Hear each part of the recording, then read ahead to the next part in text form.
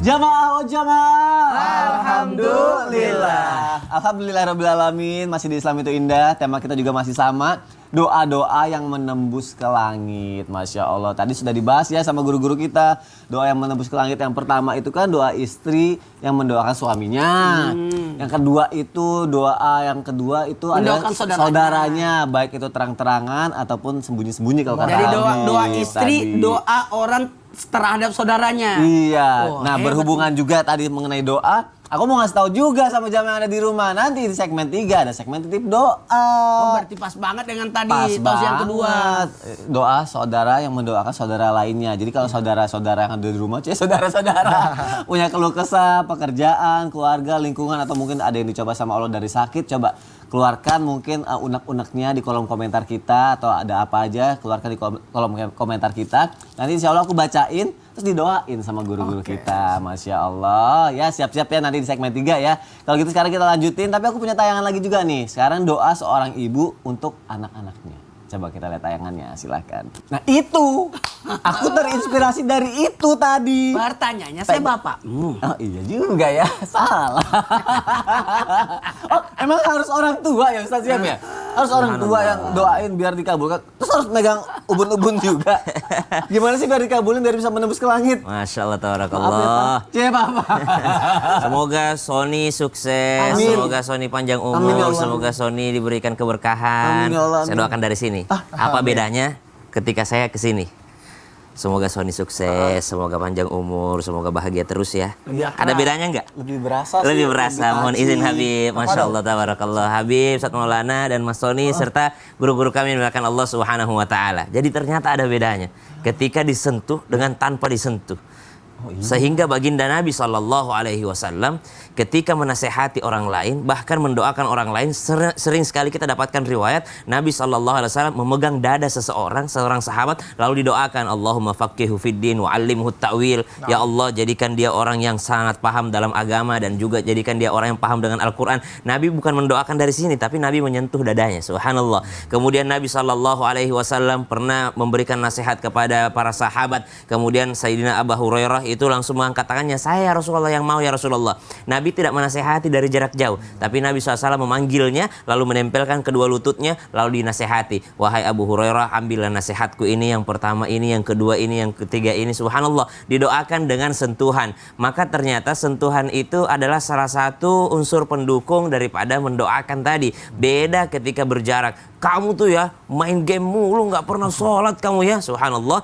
Seperti itu dari jauh dibandingkan disentuh. Nak, kamu tuh main game mulu, sholat lah nak. Gini, mama tuh pengen kamu jadi anak soleh. Mama tuh pengen kamu jadi ini. Subhanallah, dengan sentuhan. Maka pasti akan ada perbedaannya. Itu yang pertama. Haruskah disentuh? Maka ketika disentuh tentu efeknya jauh lebih berasa, lebih touchy kalau kata Sony tadi. Lebih berasa disentuh, berasa sangat dekat. Maka efeknya yang pertama itu. Yang kedua, kenapa ubun-ubun? Ternyata setelah dilakukan penelitian, ubun-ubun itu adalah salah satu pusat pengendali. Makanya anak kecil itu sampai umur 2 tahun itu lembek ininya, ubun-ubunnya. Kenapa? Karena itulah yang membentuk jaringan otaknya. Dan subhanallah, dan itulah pengendali utama daripada kegiatan manusia. Subhanallah. Makanya biasanya dalam Islam diajarkan menyentuh ubun-ubunnya, lalu didoakan di ubun-ubunnya. Apa yang didoakan? Satu, Rabbi syrah li sadri, alam nasyrah laka sadrak, kemudian ayatul kursi, kemudian inna anzalnahu fi lailatul qadar. Itu ditiupkan di ubun-ubunnya. Kenapa? Supaya mengendalikan orang ini agar apa? Agar tidak melakukan kejahatan, supaya anak ini tidak melakukan kemaksiatan, supaya anak ini selalu mengendalikan dirinya sendiri, mampu untuk mengendalikan hawa nafsunya,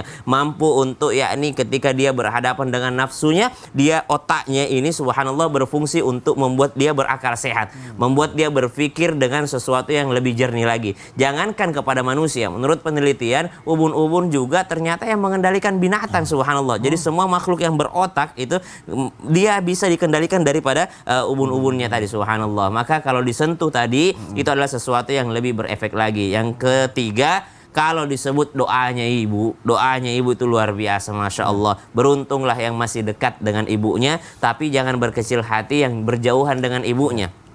Ketika berjauhan dengan ibu pun doanya ibu menembus langit. Tidak ada jarak dan waktu, subhanallah. Ketika ibu pun berada di tempat yang jauh, anaknya di tempat yang jauh, cuman beda rasanya. Kalau ibu yang setiap hari mendoakan, memang kalau ibu itu tidak lupa mendoakan anaknya dengan anak yang minta didoakan. Ya, mak doakan ya, saya mau ini hari ini, mak doakan ya, doa tak nah, doa tak, subhanallah. Dia minta didoakan dengan didoakan secara langsung, subhanallah. Maka mintalah doanya seorang ibu mumpung ibu masih ada. Wallahu taala a'lam. Seorang ibu ya. Ustaz, Iya. ya. Apalagi kalau tadi di ubun-ubun seperti yang tadi Ustadz Syam menjelaskan tuh ya manfaat-manfaatnya gitu ya. Ada ubun-ubun, ada di dada, subhanallah, dengan sentuhan biasa, sentuhan kasih sayang, itu adalah sesuatu yang sangat luar biasa berefek pasti. Jadi ubun-ubun, telinga, Kiri mulut, kanan, pundak, lutut, dada. oh dada. Masya Allah. Dah, nggak jadi sama Ustadz Maulana bukan bapakku ternyata. Jadi nggak usah doain aku di sini segala. Ya aja aku minta sama bapakku Enggak, langsung. tapi orang alim ketika mendoakan dia akan pegang kepalanya dan dia pegang dadanya. Dan salah satu doa yang dikabulkan sama Allah salah satu doanya orang alim. Masya Allah. Ini ada hubungannya dengan doa khusus nggak sih yang katanya ini dipakai sama Nabi Yunus juga ya? Iya. Apa? Ada hubungannya dengan doa orang alim itu Nabi juga, Yunus, apa gimana? ya, Nabi Yunus itu adalah seorang nabi yang dia marah terhadap umatnya. Umatnya. Yaitu kaum Ninawa atau umatnya di salah satu di Mosul, Ya. ya kan tempatnya Nabi Yunus tinggal. Ya. Dia marah, dia tinggalin tempatnya. Kalau gitu mungkin ini ada hubungannya doa yang menembus ke langit dari Nabi Yunus ya? Oh iya, Mohon betul. penjelasannya dong Habib. Ya, khair. Afwan Mas Soni, Ustaz Maulana, Ustaz Syam. Bismillahirrahmanirrahim. Allahumma shalli ala sayyidina Muhammad wa ala ali sayyidina Muhammad. Ketika Nabi Yunus dalam keadaan emosional, dalam keadaan marah terhadap umatnya, dia meninggalkan Mosul. Dia tinggalkan Mosul, dia pergi, dia berlari, ya kan, dia berjalan dan akhirnya qadarullah. Terjadilah sebuah hal yang membuat Nabi Yunus tertelan. Yakni kita tahu ikan paus bukan ikan hiu. Kalau ikan hiu hancur makan. Tertelan ikan paus, kalau ikan hiu selesai. Yang dimana dikasih undian dan undiannya isinya Nabi Yunus lagi, Nabi Yunus lagi, Nabi Yunus lagi. Dan ini merupakan qadarullah. Ketentuannya Allah Subhanahu wa taala yang ingin menguji siapa nabinya. Ingin menguji rasulnya, yaitu Nabi Yunus alaihissalam. Dan Nabi Yunus berdoa di dalam perutnya ikan paus, bukan ikan hiu. Yeah. Karena kalau ikan hiu udah habis. Dia berdoa minta kepada Allah, Allah, ya Tuhanku, la ilaha illa anta subhanaka inni kuntum minaz zalimin. Di sini ada kalimat yang luar biasa. Diawali dengan la ilaha illa anta. Tiada Tuhan kecuali Engkau ya Allah. Di sini kalimat bahwasanya Nabi Yunus berharap akan pertolongannya Allah. Subhanaka inni kuntu minaz zalimin. Ya Allah, ya Tuhanku yang maha suci, yang maha tinggi. Engkau sesungguhnya ya Allah, jadikanlah aku manusia yang mendapatkan pertolongan dan kami ini. Dan aku ini adalah hamba yang zalim. Aku ini orang yang zalim ya Allah. Karena sadar Nabi Yunus meninggalkan kaumnya. Dalam keadaan emosional, marah. Ketika seorang hamba berdoa bahwasanya saya ini termasuk orang yang zalim, saya ini bukan orang yang baik, saya ini adalah manusia yang hina, tidak ada kekuatan kecuali kekuatan Allah, tidak ada pertolongan kecuali pertolongan Allah, dia berharapkan pertolongan Allah, maka niscaya Allah akan berikan dia pertolongan. Kita sebagai hambanya Allah, kita mengikuti contoh doanya Nabi Yunus alaihi salam, yang dimana Nabi Yunus berdoa dalam keadaan kesulitan, ditelan oleh makhluknya Allah yang sangat besar. Kalau kita punya kesulitan yang besar, masalah ekonomi kita, masalah keluarga kita, masalah pekerjaan kita, atau masalah apapun yang terjadi pada diri kita, minta sama Allah, la ilaha illa anta subhanaka inni kuntu minaz zalimin. Berharap agar Allah kasih pertolongan kita, Allah selamatkan kita, Allah bukakan pintu jalan keluar daripada setiap permasalahan kita. Kalau bukan Allah, siapa lagi yang nolong kita? Apapun masalah yang besar, Nabi Yunus mustahil bisa keluar dari perut ikan paus. Sama, kita juga mustahil mendapatkan apa? Mendapatkan pertolongan Allah, dibukakan pintu jalan yang besar untuk keselamatan kita. Kalau kita nggak minta sama Allah. Jadi apa maknanya? Apapun semua yang ada di muka bumi ini, masalah sebesar apapun, ketika minta sama Allah dengan keyakinannya di sepertiga malam, yakin khusyuk baca la ilaha illa anta subhanaka inni kuntu minaz zalimin 100 kali atau 200 kali atau bahkan 1000 kali, maka niscaya Allah bukakan pelan-pelan tuh jalan keluar menuju apa? Menuju dibukanya permasalahan dan selesai masalahnya. Ayo kita doa bersama-sama. Kita minta sama Allah Subhanahu wa taala agar semua penonton di rumah yang punya masalah yang kecil, yang besar, yang sangat besar atau apapun permasalahannya, agar Allah selamatkan, Allah permudah dan Allah lancarkan semua masalahnya dan ditolong oleh Allah Subhanahu wa taala. Bismillahirrahmanirrahim. Bismillahirrahmanirrahim. La ilaha illa anta. La ilaha illa anta. Subhanaka. Subhanaka. Inni kuntum minaz zalimin. Baca kurang lebih 100 kali setiap malamnya ketika bangun malam atau dia sujud terakhir, dalam hatinya minta sama Allah agar Allah mudahkan daripada setiap urusannya. Amin ya Allah, amin ya rabbal alamin, masya Allah. Ikan paus itu ikan yang doyan berhenti. Kenapa di pos? Ikan paus. Kalau dalam Quran kan disebut zinnun. Apa tuh? Ya. Yang berenang kayak nun. Oh, bentuknya gitu ya. Oh, keluar air. Oh, baik, Kayak masya nun. Allah. Kayak nun, masya Allah. Terima kasih Ustaz Syam. Daripada ikannya suka berhenti paus. Ya jamaah, kita masuk ke segmen tanya dong Ustadz yuk. Sama-sama ya, siap-siap ya. Nih aku kangen banget nih denger ini nih. Yuk kalau gitu kita masuk ke segmen tanya dong Ustadz. Kami semua tanya dong Ustadz. Masya Allah, tabarakallah, kangen deh. Kangen 20 hari ya. Iya. Mana aja sih? Iya, liburan bentar. Masya Allah. Ada pertanyaan dari Instagram hamba Allah nih. Assalamualaikum Ustadz, boleh nggak sih kita minta doa sama Ustadz setempat, tapi setiap kita minta doa, dia selalu minta syarat-syarat tertentu gitu Ustadz. Terus juga pasang tarifnya lumayan tinggi. Tapi yang bikin heran, doa Ustadz setempat itu mujarab banget Ustadz. Emang kalau kayak gitu boleh Ustadz? Oh, yang kayak minta gitu? Iya, Ayam pasang hitam, motor hitam, Nah mobil itu, hitam. apalagi pasang tarif gitu.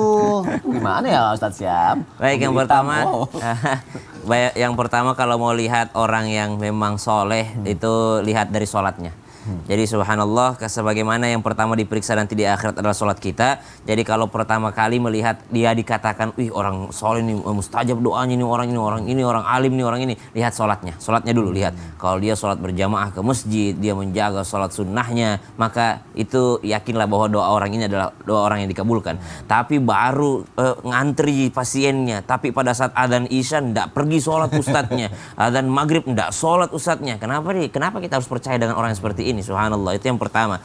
Yang kedua, kalaupun diminta untuk bersedekah, maka niatkan uang yang dikeluarkan itu adalah sedekah. Ya Allah, kalau kau terima sedekahku tadi, maka kabulkan doaku. Jadi sebenarnya bukan doa si orang tersebut yang dikabulkan, tapi doa kita sendiri karena wasilah daripada bertawassul dengan amal soleh namanya. Bertawassul dengan sedekahnya. Ya, bertawassul dengan sedekahnya. Karena dia bersedekah, maka Allah akan kabulkan doa-doanya. Namun subhanallah, yakinlah pada doa diri kita sendiri, minta petunjuk kepada orang-orang alim di sekitarnya, subhanallah, yang tidak bertarif masih banyak sekali, subhanallah. Iya. Termasuk diantaranya di Islam itu Indah, tinggal komen aja. Di komen tidak dimintai bayaran segala macam untuk doa-doanya. Kalau perlu doa sendiri juga insya Allah. Atau kalau paling mustajab itu tadi, doanya ibu, doanya orang tua, ya doanya orang-orang terdekat. Kalau mungkin yang bertanya adalah seorang istri, adalah doanya suami. Kalau yang bertanya adalah seorang suami, doanya istri adalah yang doa mustajab. Kalau yang bertanya adalah orang tua, maka doanya anak mustajab. Kalau yang bertanya adalah seorang anak dan orang tuanya masih ada, doanya orang tua itu adalah mustajab.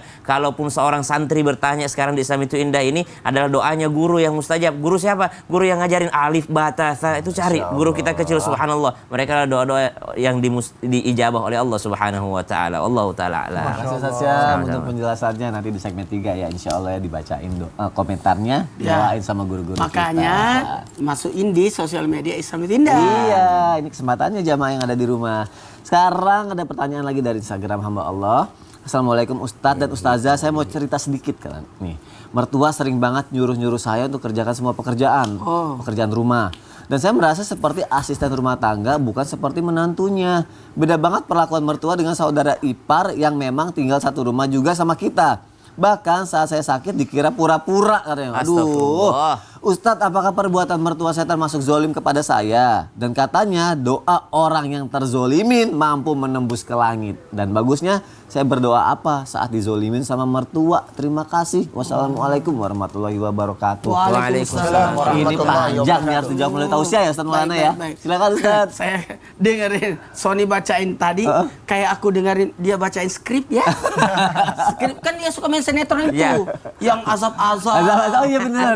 Jahat, mertua jahat pada menantu. Kalau gitu Kayak solusinya ya. apa ini? Izin Habib dan Ustaz Sam. Emang Mas Sony itu tampangnya tampang jahat? Enggak. Oh, enggak, kirain. Dia adalah protagonis. Oh, sama aja. Iya, Enggak, protagonis baik. antagonis. Antagonis yang jahat. Saya dengarnya antagonis. Udah jangan bahas saya. Ini aja Baik, tausiahnya. bismillahirrahmanirrahim kepada jamaah Islam Indah dimanapun berada, Masya Allah, tabarakallah. Tidak ada manusia tidak punya masalah. Ternyata masalah itu ternyata tidak jauh dari kita. Ternyata masalah itu terletak pada, maaf, mertua kita.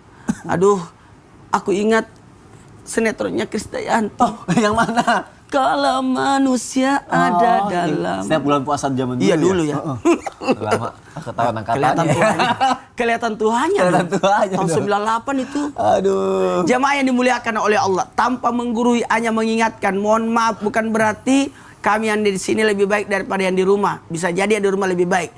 Dan ternyata ketika menyikapi ada mertua yang zalim kepada menantunya. Kenapa? Karena satu, yang satu tidak diapa-apain. Kita yang disuruh-suruh. Giliran sakit dikira pura-pura.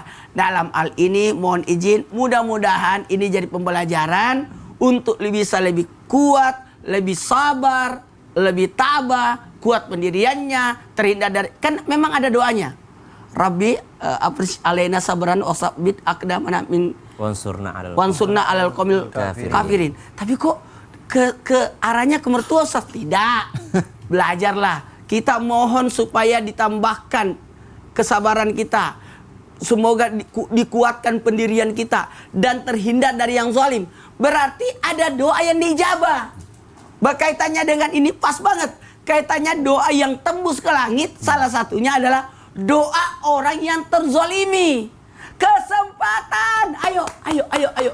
Kalau memang merasa terzalimi, ayo. Kesempatan mengangkat tangan untuk meminta kepada Allah, karena doa orang terzalimi itu dikabulkan oleh Allah. Kan ada 3 orang yang dikabulkan doanya. 1, mau tahu? Mau. Doa dong. orang tua terhadap anaknya. Begitu pula sebaliknya. Ya. Kemudian yang kedua, doa orang yang musafir, orang dalam perjalanan, itu dijabah. Apalagi perjalanan. Makanya orang-orang ke Tanah Suci itu kan dijabah banget doanya. 1, dalam keadaan perjalanan. 2, termasuk bagian daripada berada di posisi yang terbaik. Yakni tempat yang terbaik. Bahkan keadaan yang terbaik, karena dia lagi umroh. Jadi orang berangkat ke Tanah Suci itu luar biasa. 3 keadaan yang menimpa padanya. Tempatnya, keadaannya, kemudian perjalanannya karena musafir. Maka pada posisi ini ada yang ketiga. Apa tuh? Doa anak atau doa orang tua, doa orang musafir. Yang ketiga adalah doa orang yang terzalimi. Maka wahai orang-orang yang merasa terzalimi, saatnya kita meminta. Oh. Wah, jangan doa-doa yang jelek-jelek. Iya. Mumpung kita terzalimi, minta, ya Allah, kayakanlah aku, tambahkanlah rezekiku yang banyak, mudah, halal, lagi berkah. Amin. Amin. Nah, itu. Atau doa yang paling singkat. Apa? Ya Allah, semua yang diminta oleh orang-orang yang berdoa dengan kebaikan, berikanlah juga kepadaku. Wah. Bagus juga ya. Iya, namanya doa simple. Mumpung kita terzalimi, ayo berdoa. Kalau ada orang yang minta istrinya 2, Ustaz, Saya rasa Allah Maha kan Tahu. kebaikan juga. Apa? Baik, Karena ini. Allah memberikan sesuai yang kita butuhkan. Masya Allah. Berarti karena kita lagi bahas soal doa, kesempatan juga nih. Karena nanti akan ada segmen titip doa. Makanya ayo, masih ada kesempatan sekarang. Ceritakan di kolom komentar kita. Masih ada waktu. Karena habis jeda iklan ini, insya Allah aku bacain. Dan insya Allah seperti yang Habib bilang, doa sesama saudara muslim akan dikabulkan. Nanti akan Masya didoakan Allah. sama guru-guru kita Amin. ya. Habis segmen ini, jangan kelewatan, jangan sampai ketinggalan. Tetap di Islam itu Indah. Jamaah, oh jamaah. Alhamdulillah. Masya Allah.